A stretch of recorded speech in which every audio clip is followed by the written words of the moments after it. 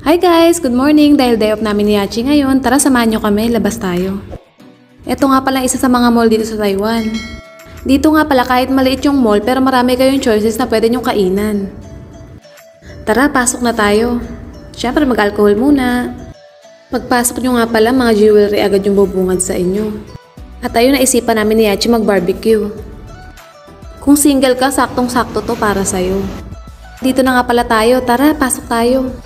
Ang kinaganda nga pala dito guys, hindi siya ganun kamahalan at marami kang choices. Ayan nga lang pala yung lugar, hindi siya ganun kalakihan pero okay na. At ayan, kaya saktong-sakto kung single ka, o diba? Solo mo lang yung lutuan mo. Eto nga pala yung loob niya, diba sobrang simple lang. Tsaka weekdays pala ngayon kaya walang masyadong tao. Kapag pala order ka, bibigyan ka ng QR code. At ikaw na rin mismo mag-a-adjust kung gusto mo yung malakas na apoy or yung mahina lang. Sa table, meron ding sausawan. Pag pala mag-order ka, i-scan mo yung QR code as may lalabas na ganyan. Tapos, pipiliin mo yung English. At eto, lalabas na yung menu nila. Gandahan nga pala dito, nakaset na siya kaya mapamura ka talaga. At ayan na rin yung mga prices. At ayan, may iba't ibang klaseng beef. May iba't iba nga palang grams yan kung gusto nyo. May konti at may marami. At sa set nga pala niya, may kasama na siyang miso soup at kimchi. Ayan pala guys kung gusto nyo mag-add ng pork. At syempre may mga available din silang drinks pero medyo mahal kaya tubig na lang kami. May free nga pala ditong tubig. Kung gusto nyo nga palang maraming rice, yung 350 grams yung pindutin nyo. At syempre dahil gutom ako, yung 350 grams yung pipiliin namin. Wala na nga palang additional payment pag yung sa rice. Pero kadalasan talaga yung na-order namin dito yung tig 300 lang. Pero ngayon, try namin tong 490.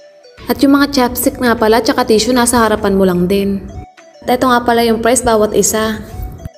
So ayun, nandito na yung order namin. O diba, ang sarap. May miso soup at tsaka may kimchi na siyang kasama. At syempre yung rice napakadami.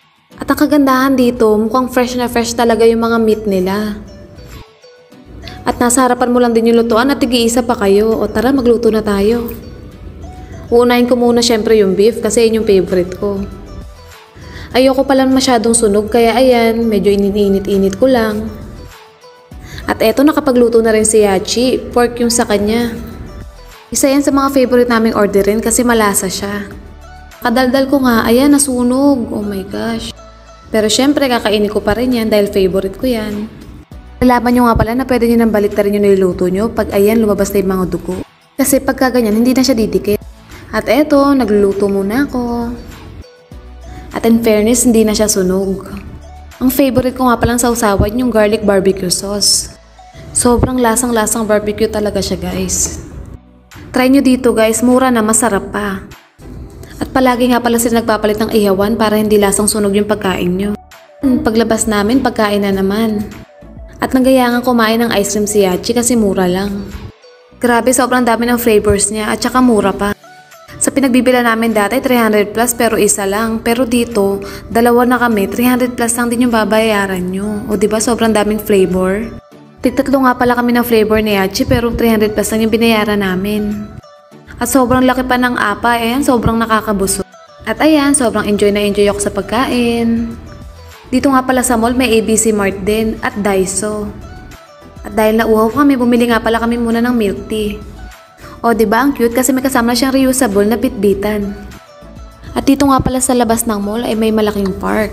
So ayan, sweet-sweetan muna kami ni Yachi. Pero char lang yan. Ayan nga pala yung park niya guys, diba sobrang laki. Masarap tumambay dyan pagkagabi kasi may sound trip. Yun lang guys!